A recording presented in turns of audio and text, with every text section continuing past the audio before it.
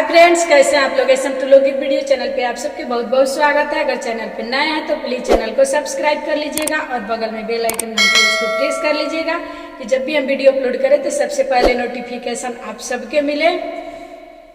ए सखी सैया वकील मोरा हो गए, ए सखी सैया वकील मोरा हो गए। हमारे सासू जी हमसे पूछे, हमारे सासू जी हमसे पूछे, ए बहू बेटा हमार कुछ कह गए, ए बहू बेटा हमार कुछ कह गए। ना कुछ कह गए ना समझा गए, ए सासू ताला लगाने को कह गए, ए सासू ताला लगाने को कह गए। ए सखी सैया वकील मोरा हो गए।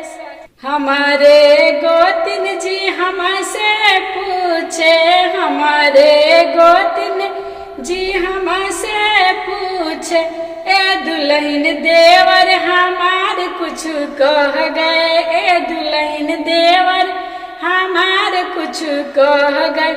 ना कुछ कह गए ना समझा गए, ए गोतिन अलग कराने को कह गए, ए गोतिन अलग कराने को कह गए। ए सखी सैया वकील मोरा हो गए, ए सखी सैया वकील मोरा हो गए।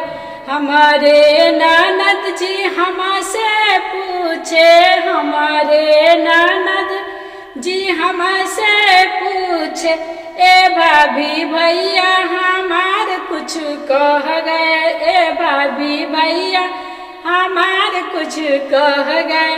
ना कुछ कह गए ना समझा गए, ए ननद गाना कराने को कह गए, ए ननद गाना कराने को कह गए। ए सखी सैया वकील मोरा हो गए, ए सखी सैया वकील मोरा हो गए।